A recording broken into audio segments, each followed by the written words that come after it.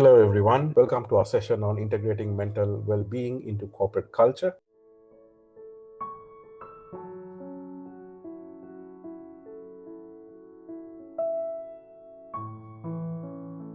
I have our guest here, Poonam Shahadeo from Burraque Consultancy. Poonam is a psychologist by profession, and my name is Zamzam, co-founder of the Kesejahteraan Forum. I have been in human resources for about 25 years and around 8 to 9 years in coaching and professional development.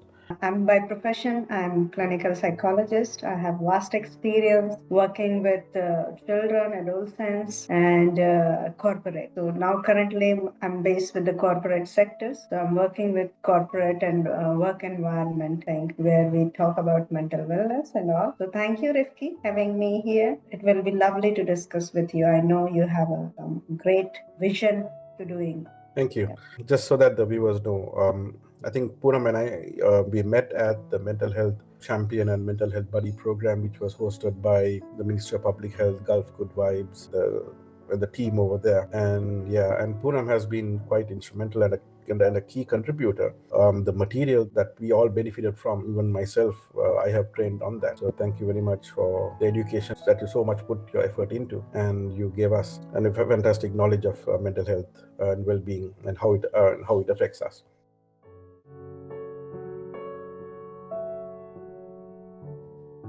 Poonam, let's start with letting people know what exactly is mental well-being. Okay, if you talk about mental well-being or mental wellness, it doesn't come only just, the people's behavior. It comes their emotions, their social and their psychological aspect. So when we talk about emotions, means how they are going through, how they are feeling, how they are thinking, how their behavior is turning out. Then if we are talking about the social, if they are isolating or they are trying to avoid the gatherings, then when we talk about the psychological aspects, is their behavior is suddenly changing, like that they are getting aggressive, or how this is overall picture of mental wellness. It cannot be go if I'm just talking with some emotion. We need to talk at the workplace, how the people are going with their emotional workload. We always talk about the task workload, deadline, but how they are feeling or going through or facing the challenges. Are they able to manage those challenges and stresses? So that comes in mental wellness. Thank you very much. I think that's a fantastic definition, putting things into context. So, like from the corporate side, it is definitely very, very important how the targets are achieved and how to encourage the targets to be achieved. End of the day, the corporate world is a business, whether we like it or not. Performance pays, but then mental well-being has its effect on the corporate culture, and the corporate culture has its effects on the people's mental well-being. In my experience, it's important to educate the people first on how to cope up with stress. Stress is given in all our lives, and we need to know how to cope up, and how much is adequate stress, how much is too much, and how to manage it is what the corporate culture is about.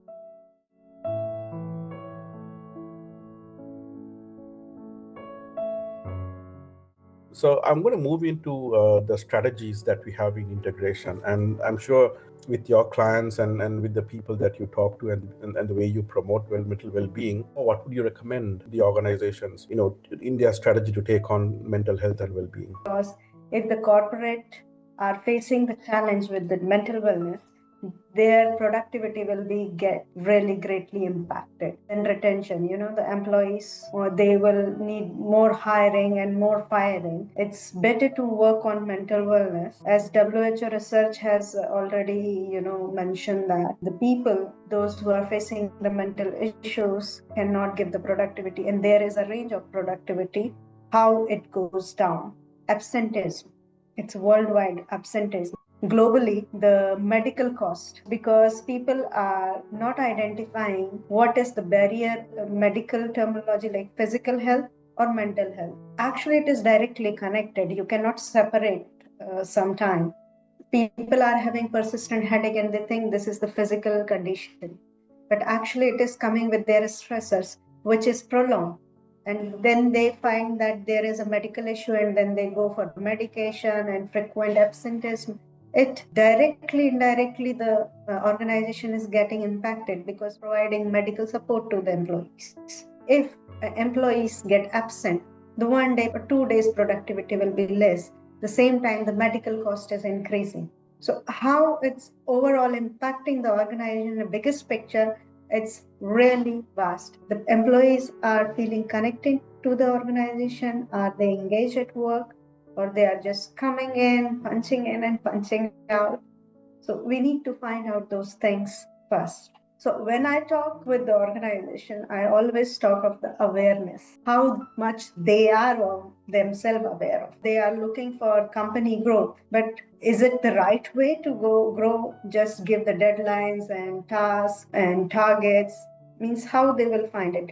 So there are some certain ways where we can, make them aware. Workshops, some events which they can organize, and removing the taboos. The mental health is not an issue or not a taboo. They can make it, normalize it. Just create the normalization that's needed to be addressed. People are getting aware when I'm meeting with the people of organizations, leaders, and they are asking how to implement it. So first, whenever I suggest from the top management need to be implemented, it's need to be every month, twice in a month. If you have different departments, it's supposed to be in the different departments, because everyone should be on a same page. Otherwise, leader is talking something, the subordinates are perceiving something. First start with the leaders and then go to the lower departments. So that way work. First, as I mentioned, awareness, remove the stigma, create the normalization to talk. If I'm not feeling well, it could be a stress. You can train the people, you can find suitable people, those who can work as a buddy. Rifki already mentioned that we are working with the building the buddies in the work environment, where the organization themselves can find and get them trained. So people can approach them. They will be non-judgmental, non-biased people. They will keep the things confidential. It is most important, the confidentiality. These things I always suggest. And when I create, I don't want to be create like a mental health, because health is still taboo in our culture, in our community. So when they come, they identify like this is something which is related to me, then they can approach. We have to create the safe corners in the organization where people go, make themselves comfortable. Even they can find the people where they can express, the people, those who are professionalists or the people who trained as a buddy as well. Organization need to create break times. This kind of yourself, employees are having freedom when they need that break time. If they are overwhelmed with something, they can go for 10 minutes, 15 minutes. It's up to the organizational and employees thing. It's freedom. Where they should go, they need to create a particular space.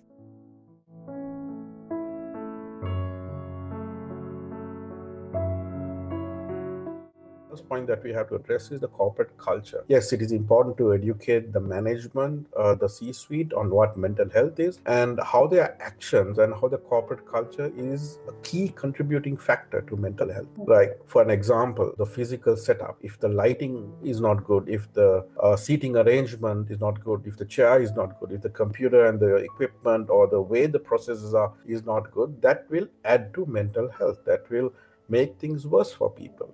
It will make people stressed out. So when it comes to including it in the strategy, from my perspective, is the company should make an effort to change the corporate culture, and this cannot happen in the first 2 years.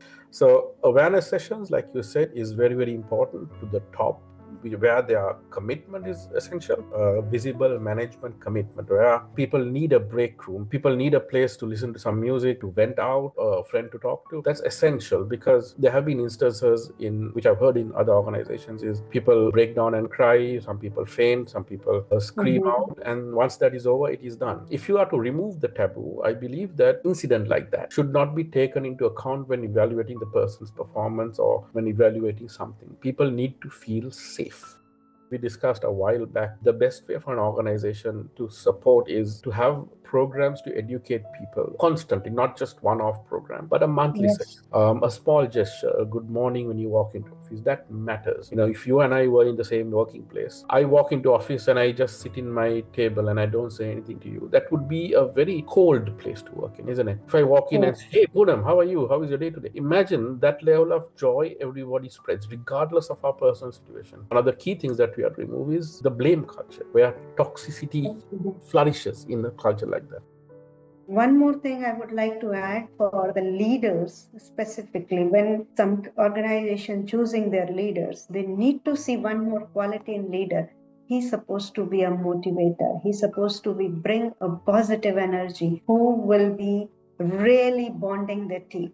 This kind of quality is supposed to be in the leader. They only just not how many projects he or she handle, how much growth they bring in the organization. Believe me, this kind of ability or skill will make all employees sustainable. They will be there. They will not look for other jobs. That really works.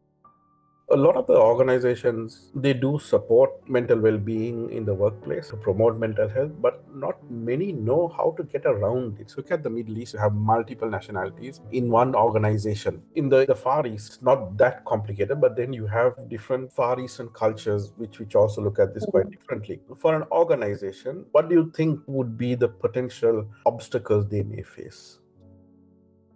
One of the facilitators said, when somebody get UTI, we don't call them UTI. Then why we call the people who are suffering with the mental health issues? They are mentally disturbed, like that. We need to be more aware, not to be tagged or create those situations. These stigma is the biggest barrier and challenge for any kind of society, community, organizations, I believe. The people, due to the stigma or cultural barrier, they feel fear. They have fear to open up. And people may avoid them or maybe judge them or maybe use for their talking. This kind of fear is so much. When the organization facing this kind of challenge, how to rid of that? They need to plan accordingly. This structure should be there. I find like people, if they are going through with some stress, they don't come up immediately. They will pile it up. One day it will throw out in their behavior, which is so hard. That particular time they lose their image. They lose their total revenue from the organization. Everyone started not to like him or make the stories about the person. So that threshold supposed to not come. So organization need to check-ins all the time. Like everyday check-ins also will be work, or every month some kind of small assessment how their employees are going. I think the organization are facing the challenge. The work culture, they are coming with different nationality here in Qatar, specifically different religion, different languages, lots of different things, and the perception also different. This judgment, this perception that somebody is talking wrong about you, it brings the conflicts. It creates the conflicts. So the toxic cultures we need to remove, which is organizations are facing. Completely removal, it will take time. But yes, to make that confidence among the employees, create it. It can be created. It's not small, it's really impactful challenges. To break this, it kind of really a great challenge for everyone.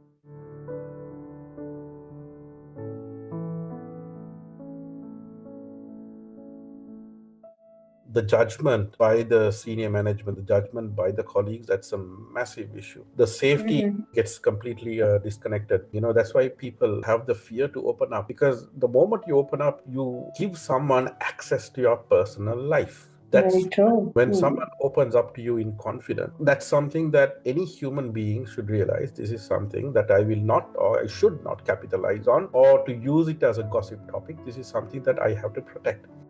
The second thing, I remember something that you taught us. Apart from a psychologist, no one else is qualified to judge, to diagnose what the person is going through. If the person is happy in the morning and then quite stressed out in the afternoon, it doesn't mean that the person is bipolar.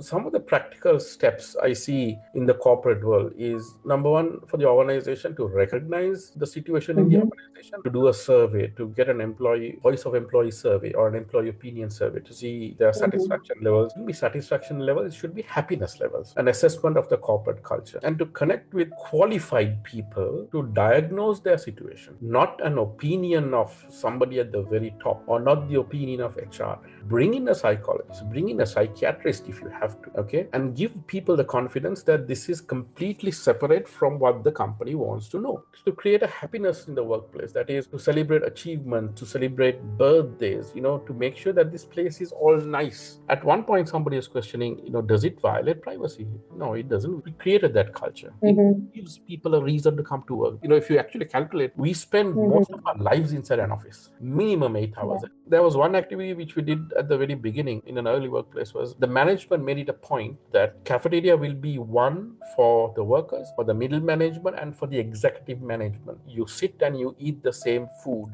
The senior managers eat last. But that created that belongingness. People never felt out of place, never felt less about themselves. This shows that people care. Things that we look at is to show the world that we are a psychologically strong organization. We broadcast, or rather we put on social media what we've learned, what we've achieved, how we help the employee. Like we have a wall of fame, cultural events.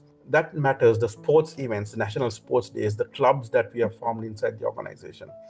And nowhere have we ever advertised that, look, the company has employed a psychologist. But we have shown that, we've had World Mental Health Day programs, Men's Mental Health Day programs. This is the education and training we've had to our people on mental health and well-being. And we've had rewards and recognition program, because if the money is not right, people do get stressed either way. If I will talk in a conclusion, I would like to give psychological safety and a supportive workplace should be encouraged. They can talk openly and they will not feel to be judged or fear. This kind of we can create an environment at workplaces which is just the organization taught, as you mentioned, Rifki, about the sports event or birthday or anniversary or the wall of appreciation. This kind of encouragement will be really, really make connected. The connected with the organization, which is make them more engaged. They will feel responsibility at the same time. It's a both way win-win situation. I always say when the employees are feeling engaged, they feel connected, they will work wholeheartedly for the organization. So, and I would like people should come in this broadcast and we can have more and more this kind of broadcast. I think we are opening a gateway for people to actually understand mental health and well-being and how it connects to how productive we are and our quality of life. To our viewers, I will drop in the link to Burraque Consultancy, to Poonam Shahadeo, so that you can always leave a comment. You can write to us at the bottom. You can share. Make sure that people are aware of this. This is not something that you should hide from. It's not something that is taboo. The more the people are aware of, the more, or rather better people's lives will become. So this is all done with the intention of creating awareness. And thank you very much, Poonam, for your time. We will definitely do another program, and I think it's very important. Looking forward for another program. Thank you, Rifki. Thank you so much. Take care. Take care. Bye.